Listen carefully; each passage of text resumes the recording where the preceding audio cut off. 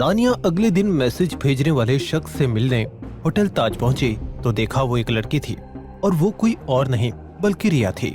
हाय सानिया, मैं रिया हूँ, अभय की एक्स वाइफ। वाइफ? अभय मैरिड था, तुम्हें नहीं पता सानिया? ओह, तो उसने तुमसे इतनी बड़ी बात छुपाई। मैं पहले ही समझ गई थी कि उसने जैसे मुझे धोखा दिया वैसे ही तुम्हें भी दे रहा है। ये देखो हमारा मैरिज सर्टिफिकेट, शादी की फोटो और ये हमारे डिवोर्स पेपर्स। रिया ने सभी पेपर्स और फोटोज सानिया के सामने रख दिए। सानिया के हाथ तो जैसे जैकपॉट लग गया था। उसे ऐसा ही कुछ तो चाहिए था जिससे वो ये एंगेजमेंट तोड़ पाए। सानिया, तुम्हें इतनी बड़ी बात नहीं पता तो फिर ये भी नहीं पता होगा कि कल रात अभय उस फोटो वाली लड़की के साथ डिनर पर गया था। मुझे तुम पर बहुत तरस आ रहा है बेचारी। तुम मेरी चिंता करना छोड़ो रिया, और ये बताओ फोटो वाली लड़की कौन है और कहाँ मिलेगी? उसका नाम तो मुझे नहीं पता, इतना पता है कि वो अभय की कोई बहन या रिश्तेदार तो नहीं हो सकती। पर तुम क्या अब भी ऐसे लड़के से एंगेजमेंट करोगी? सानिया ने सभी डॉक्यूमेंट्स और फोटोज के पिक्चर लिए और उठकर जाने लगी। सानिया, अभय को पता ना चले कि मैंने तुम्हें ये सब बताया है। वो ऑलरेडी मुझे और मेरे घर वालों को परेशान कर रहा है। सानिया ने हाँ में गर्दन हिलाई और बाहर आकर अपने पापा से मिलने के लिए उनके ऑफिस चली गई। सानिया उन्हें सब बताने ही वाली थी कि तभी उसके दिमाग में कुछ आया।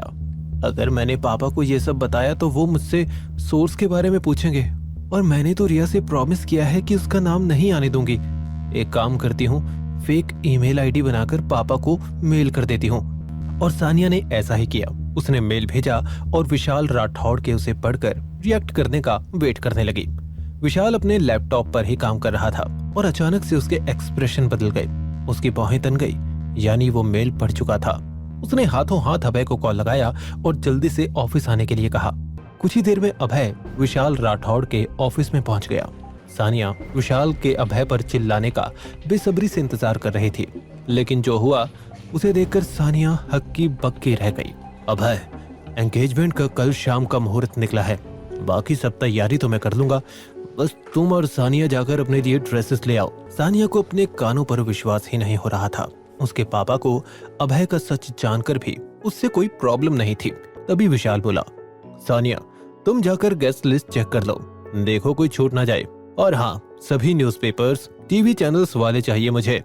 विशाल ने अपनी लैपटॉप स्क्रीन अभय की तरफ घुमा दी। अभय, ये सब क्या है? ये फोटोज आपको किसने भेजी मिस्टर राठौड़?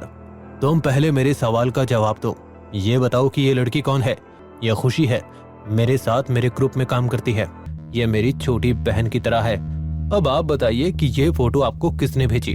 एक मेल आया है, उसमें तुम्हारी शादी और डिवोर्स के भी प्रूफ्स हैं। ये सब इसीलिए किया गया है ताकि मैं सानिया से तुम्हें दूर रखूं। मैं पता लगा लूंगा, जिसने भी किया है उसको आसानी से नहीं छोड़ूंगा। ये सब होने के बाद सानिया अभय के पीछे लगाए डिटेक्टिव श्रीजीत से मिलने गई। एक बहुत इंपॉर्टेंट बात पता चली है मुझे।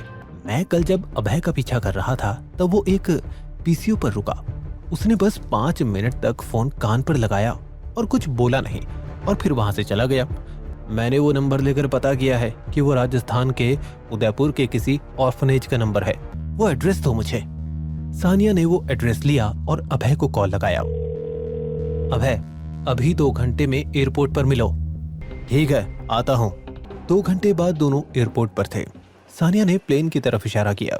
मुझे एयरपोर्ट से नहीं, अपने फेवरेट स्टोर से शॉपिंग करनी है, और वो स्टोर यहाँ से दूर है, इसीलिए हम फ्लाइट से जाएंगे। लैंडिंग के वक्त जब फ्लाइट में पायलट ने जगह का नाम अनाउंस किया तो अभय जरा अनकंफर्टेबल हो गया। सानिया, हम लोग उदयपुर आए हैं।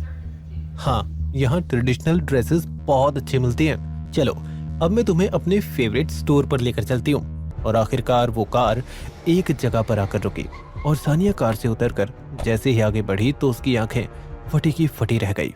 सामने वाकई एक कपड़ों का शोरूम था। सानिया, तुम इस कपड़ों के शोरूम से कपड़े लेने के लिए इतने पैसे लगाकर यहाँ आई हो? तुम्हारे टेस्ट को क्या हो गया यार?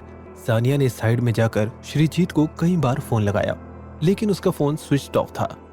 अभय को अपनी स्मार्टनेस दिखा रही थी तुम सानिया। उस 2 कौड़ी के डिटेक्टिव श्रीजीत को भेजा था तुमने मेरे पीछे। उसको तो 4 चांटे लगाए और सब उगल दिया उसने। सानिया ने अभय के सामने अपनी इज्जत बचाने के लिए वहीं से एक ड्रेस ली और दोनों एयरपोर्ट पर लौट आए। दोनों सिक्योरिटी चेकिंग के लिए जा ही रहे थे, तभी पीछे से एक आदमी की आवाज आई, सानिया, दीपक तुम यहाँ कैसे? मीटिंग के लिए आया था। सानिया अभय को सभी से इंट्रोड्यूस करवा रही थी। तभी दीपक बोल पड़ा, अभय तुम जेल से कब छूटे? अभय जेल क्यों गया था और दीपक उसे कैसे जानता है? अब क्या सानिया को अभय से एंगेजमेंट तोड़ने का एक और बहाना मिल जाएगा? क्या है अभय का पास्ट? ये जानने के लिए देखिए बंदा ये बैड ऐस है का अगला एपिसोड सिर्फ पॉकेट एफएम के यूट्यूब चैनल पर। और बंदा ये बैड ऐस के सारे एपिसोड्स को सुनने के लिए डिस्क्रिप्शन में दिए गए लिंक से डाउनलोड कीजिए पॉकेट एफएम ऐप।